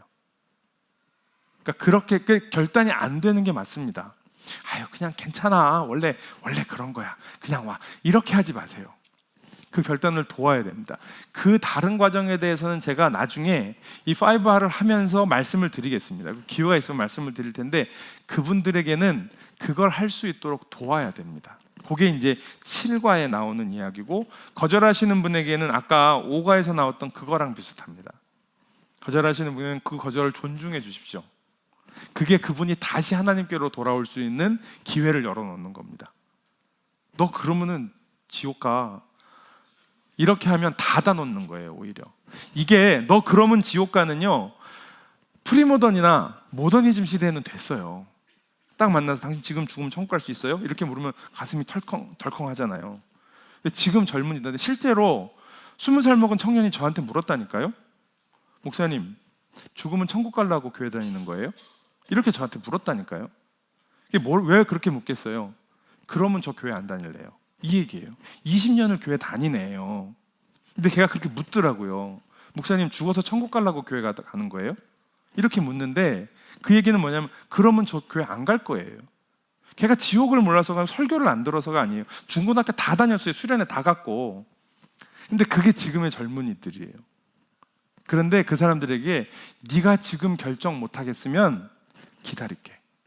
왜 기다리냐 하면 하나님이 기다리시니까. 그리고 분명히 인생 가운데 힘든 게 옵니다. 그때만 보는 거예요. 그리고 언제든지 올 수 있도록, 마치 둘째 아들 집 나갔을 때 기다리고 있는 아버지처럼 두 팔 벌리고, 너 이제 고난이 올 텐데 그때만 와라, 쓰러지기만 해라, 그럼 내가 붙잡아 줄게, 이런 마음으로 기다리는 거죠. 자녀들을 그렇게 기다리시는 거예요. 그러면서 어떻게 해요? 말씀과 기도 갖고 씨름하며 사는 거죠. 그러면 흘깃흘깃 봅니다. 그리고 그런 위기가 없어도 슬근슬근 옵니다. 이게 전도라고 하는 거죠. 그래서 그렇게 됐을 때 이제 여행을 하는데, 이 5가지 반응 중에 위에 3가지는 나오면 그 1:1 안에서 하십시오.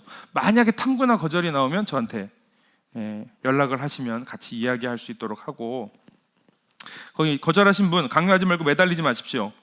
존중하고 그냥 기다려 주시고요. 나의 회심을 분명하게 점검하고 나는 어디로 가기로 결정했는지 말씀해 주십시오.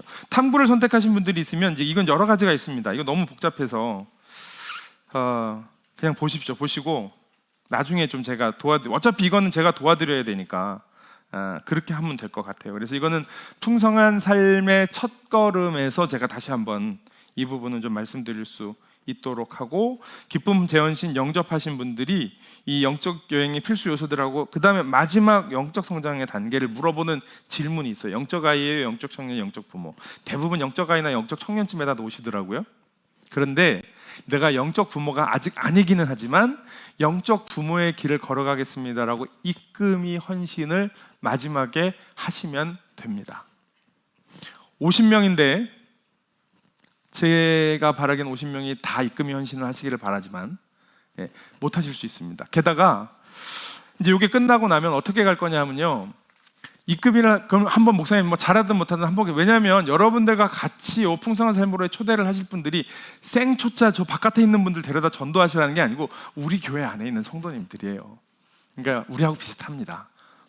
그러니까 그냥 만나서 이야기 나누면 되시는데, 그러면 한번 목사님 제가 해보겠습니다. 이제 그때는 입금이 대 입금이가 아니라, 실습이 아니라 한번 이제 연습 게임을, 진짜로 연습 게임이지만 해보는 겁니다. 그걸 하실 거고, 그걸 하실 건데, 맞췄는데 목사님 전 진짜 자신 없는데요? 그러면 제가 조금 더 기다려 드리겠습니다. 그래서 못 하실 수도 있으니까 그거는 하시면서 결단하셨으면 좋겠고, 하시면서 입금일을 이제 하기로 했어요. 한 분들 중에 풍성한 삶의 첫 걸음을 할 겁니다. 이거 끝나면 바로 입금이도 하고 첫걸음도 하겠습니다. 힘들지만 이 두 개 동시에 가는 거예요. 내가 누군가 입금이 하고 그러면서 풍성한 삶의 첫걸음 공부도 하고 동시에 가겠습니다. 급해 죽겠는데 이거 보니까 빨리빨리 해야 될 것 같아. 그래서 두 개 동시에 가셔도 되고요. 입금은 하겠는데 이거 두 개 동시에 저는 도저히 안 될 것 같아요. 그러시면 입금이만 하셔도 됩니다. 이분들은 첫걸음을 입금이 마치고 하실 수 있도록 해드릴게요. 입금이 난 죽어도 못 하겠어요, 목사님. 근데 저는 해봤더니 이거 장난이 아니네. 그러면 첫걸음을 하세요. 일단 첫걸음 공부하시고 그럼에도 불구하고 그 다음에도 입금이 하는지 안 하는지 보시자고. 요런 무슨 말씀인지 아시겠죠? 이렇게 3단계로 갈 겁니다. 그래서 그거는 뭐 나중에 또 말씀을 드리겠지만 그렇게 해서 좀 하셨으면 좋겠고요. 자, 이제 구체적으로 실습하는 방법. 오늘 일과를 하시는 겁니다. 오늘 일과는 시간이 너무 늦어서 일단 원칙은 만나서 두 분이서 그 영상을 보세요. 공부를 예습은 하고 오셔야 됩니다. 근데 원래 그렇게 진행을 하는 거예요. 예습을 하면서 정리하고 워크북도 작성해요. 입금 따르미한테 그렇게 해오라고 하셔야 되는데 만나서 15분에서 20분이거든요. 영상을 보시는 게 훨씬 나아요. 그러면 공부했던 것도 다시 정리도 되고요. 새롭게 보이는 것도 있고 입금이도 새롭게 보이는 게 있어요. 그리고 거기에 있는 내용 얘기하지 마시고 그 과에서 묻는 질문 나눔만 그냥 하시면 돼요. 그래서 영상을 같이 보고 하십시오. 같이 영상을 보고 이야기하고 보고 두 과씩 하시는 거니까 보고 이야기하고 오늘은 일과 하시고 요 3가지 문과 장애물 하시고 그 다음에 그러면 우리 이제 지금 매칭을 시켜드린 분들은 같은 시간대에 말씀하신 분들을 대부분 다 매칭해드려서 시간대가 맞습니다. 평일날 저녁, 뭐 평일날 오전, 오후, 뭐 주말 대충 비슷한 시간대여서 맞으실 거. 다음번 약속을 정하십시오. 약속을 정하시고 3번 정도 하신다고 생각을 하십니까? 요번 주부터 시작해서 3주입니다. 생각하시면 돼요. 그럼 요번 주, 다음 주가 들어가면 8월 이제 1, 2, 3 들어가는 주간이고요. 그 다음 주까지. 근데 말씀드린 것처럼 막히면 해결이 안 되면 멈추시라고 했죠. 그러니까 그 과를 또 하는 거예요.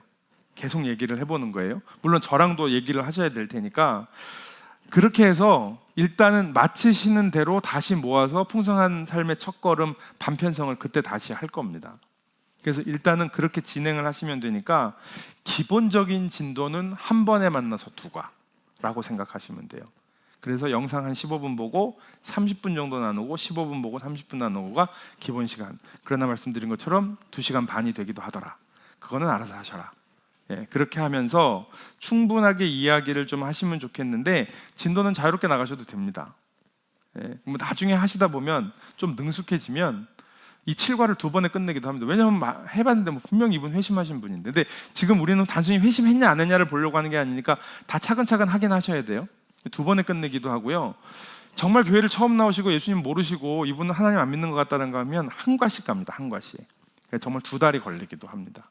근데 지금 우리는 실습하는 거니까 한 번에 2과 정도 가신다라고 생각하시면 돼서 그렇게 가시고요. 나눔 준비 좀 잘 하시고 영상을 보실 때 두 가지 강의식 영상하고 대화식 영상 드렸는데 2개 다 보시면 제일 좋고요. 그리고 내가 생각하는 따름이가 그러니까 뭐 생각하시는 분들이 있으실 수 있잖아요. 근데 젊은 사람이다 그러면 강의식 보시고요. 좀 연배가 있으시다 그러면 젊은 사람이다 그러면 대화식 보시고요. 좀 연배가 있으시다 그러면 강의식 보시고요. 뭐 연배가 있으시다고 대화식 보면 안 된다는 얘기는 아닙니다. 보시면서 필요한 영상을 좀 보시면 좋겠고 입금이 세미나 영상을 좀 이렇게 틈틈이 계속 보십시오. 계속.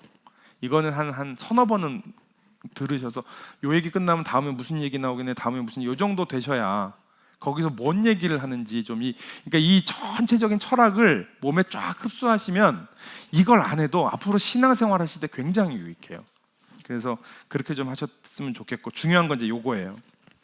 원래는 1대1로 하시면서 한 분 한 분을 케어할 수 있도록 해야 되는데 80명이 한꺼번에 시청을 해서 80명도 다 못하니 제가 이 방법 진짜 싫어했는데 이 방법을 쓸 수밖에 없게 됐어요. 그래서 제가 이제 모험을 거는 겁니다. 2분이서 하시고 한 번 모임을 마치시고 각 저한테 카톡을 주십시오.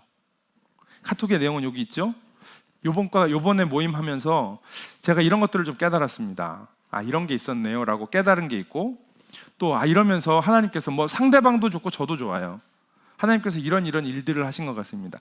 자, 이게 어려우실 수 있는데 이과에 나오는 소통하신 하나님을 연습하신다고 생각하시고 하나님께서 이런 것들을 깨닫게 하신 것 같아요. 하나님이 이런 일들을 하신 것 같아요. 저는 이랬어요. 요번에 했더니 이런 걸 깨달아서 참 좋았습니다. 혹은 이런 부분은 저 스스로 해결이 안 돼서 되게 어려웠어요. 아니면 저하고 같이 하시는 분이 괜찮습니다.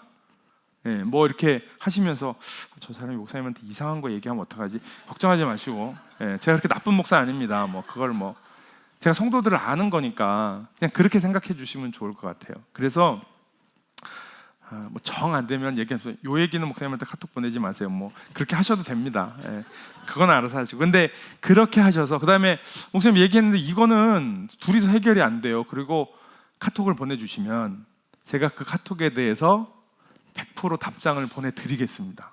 제가 3주 동안은 그게 제 목표라고 생각을 하고 1대1로 만나서 다 했으면 좋겠는데 그렇게 안 되니까 필요하면 제가 전화를 드릴게요. 그리고 답답하시면 전화를 주셔도 돼요. 아니면 제 방 찾아오셔도 됩니다. 그래서 목사님 이거는 제가 카톡으로 해결할 문제가 아닌데 좀 얘기 좀 합시다 그러시면 시간 낼 테니까 그렇게 해서 여기 50명의 성도님들을 도와드리는 게 제 3주 동안의 제 목표입니다. 그래서 내가 분명히 회심했구나라고 하는 사실을 점검하시고 그 기쁨이 있어서 내가 누군가를 도와야겠구나라고 하는 마음이 좀 드셨으면 좋겠고요. 그 다음에 요거 마치면 어떤 따르미를 내가 했으면 좋겠는가를 좀 기도하셨으면 좋겠어요. 이미 뭐 대충 서로 신청하신 분들은 아실 테니까 그렇게 하셔도 되고, 신청 안 하신 분 중에 선택하셔도 됩니다. 이 따르미 매칭 어떻게 할까는 제가 또 좀 고민을 계속 하고는 있는데, 저는 이 사람하고 할래요라고 오시는 게 제일 좋아요. 저는 이분 좀 도와주고 싶습니다. 그렇잖아요. 저는 이분 꼭 도우고 싶은데요 라고 하면 그게 최고예요. 그래서 내가 누구하고 이거를 그럼 다음번에 할지를 좀 마음에 두고 기도하셨으면 좋겠고, 아까 말씀드린 것처럼 이금희하고 풍삼첫하고 동시에 할 건지, 사실 풍삼첫 이게 지금 잘 이렇게 안 들어오시죠? 첫걸음하고 초대하고 첫걸음인데 동시에 할 건지 이걸 분리해서 할 건지도 한번 생각을 좀 해보셨으면 좋겠고, 막히는 부분 있으면 다음 거 넘어가지 마시고 담임 목사하고 얘기하십시오. 그러면 제가 하여튼 성도님들 그렇게 도와드릴 수 있도록 최선을 다하겠습니다.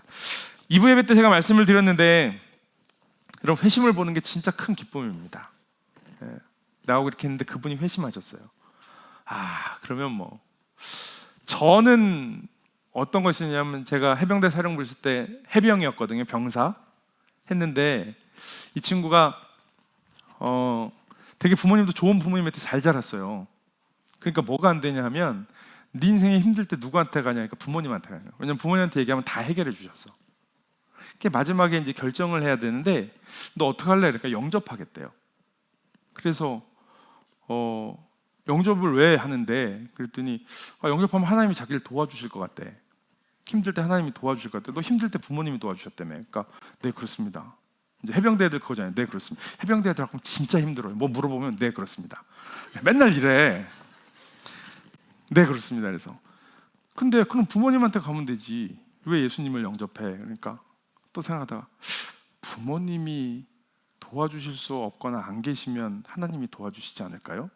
뭐 이러더라고요. 그래서 제가 뻗떡 나는 생각이 그거밖에 없었고, 이 친구한테 너 포커카드 쳐봤냐? 그랬더니 그런 거 안 해봤대. 영화는 봤을 거 아니야. 카드 하면 올인이라는 게 있어. 올인. 그게 뭐냐면 내 모든 이 재산을 다 쏟아 넣겠다는 거야. 그래야 상대방의 패를 내가 볼 수 있는 거거든. 근데 하나님이 너한테 올인을 하셨거든.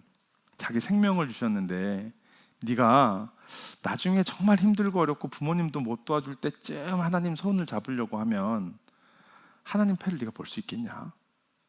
그렇지 않겠냐? 그러니까 너도 네 인생을 다 드려야 그게 영접이고 그래야 되지 않겠냐? 그러니까 집에 가서 저기 생활관 가서 일주일 동안 기도해보고 생각해보고 와. 그래갖고 영접을 못하고 갔어요. 저는 이렇게 복음을 전할 때 저는 이거 하면서 되게 매력적인 게 좀 자신감이 있어 보이지 않습니까? 영접해서 고마워 이게 아니고, 너 그 영접 아닌 것 같은데 가서 생각 더 해보고 와. 뭐 이러니까 오히려 이렇게 받는 사람이요, 이렇게 함부로 받으면 안 되는 건가 보다. 뭐 이런 게 있는 것 같아요. 일주일 있다가 왔어요. 딱 앉아서 어떻게 생각하고 기도해 봤어? 그러니까 네 생각해 봤습니다. 어떻게 할 건데? 저 올인하겠습니다. 이러더라고요. 그때 이렇게 지금도 그 전율이 느껴져요. 이 20살 청년이 딱 앉아서 목사님 저 하나님한테 올인하겠습니다. 딱 이러더라고요. 아내가 저한테 해줬던 이야기 가운데 어떤 집사님이 이거 다 마치고 그랬대요. 사모님, 예수님 따르는 거 보통 일 아니네요 라고 얘기를 했대요. 신앙생활 하던 사람이었는데 제가 이거 다 해보고 나니까 사모님, 예수님 따르는 거 이거 보통 일 아니네요. 근데 한번 해보고 싶어요. 이게 회심이에요. 그냥 제가 영접하겠습니다. 예, 이게 아니고요. 정말 고민하고 정말 생각하고, 그런데 생각해보니 예수님 따르는 게 남는 장사네요. 따라야겠네요. 이거예요. 그런 회심을 보는 게 얼마나 큰 기쁨인지 몰라요. 이거 하면 이걸 어떻게 안 해요? 틈만 나면, 시간만 나면 하는 거죠. 누구를 할까? 불을 켜고 하는 거죠. 그런데 그런 회심을 돕는 이끄미를 보는 건 더 큰 기쁨이더라고요. 예. 교회 권사님들, 집사님들이 그런 거 열심히 하시는 거 보면 더 큰 기쁨이에요. 더 큰 기쁨이에요. 그리고 그런 이끄미가 회심을 돕는 공동체를 이루는 것은 진짜 최고의 기쁨입니다. 그 안에서 막 사람들이 들어와서 뭐 그렇다고 막 폭발적으로 막 이런 게 아니고요. 한 사람 한 사람 변해 나가는, 그래서 그 공동체가 커가고 함께 자라나고 성장하는 걸 보는 건 더 큰 기쁨이고 은혜죠. 우리 그거 계속 볼 수 있기를 바랍니다. 그리고 이번에 그런 것들을 좀 서로 볼 수 있는 그런 은혜가 있었으면 좋겠어요.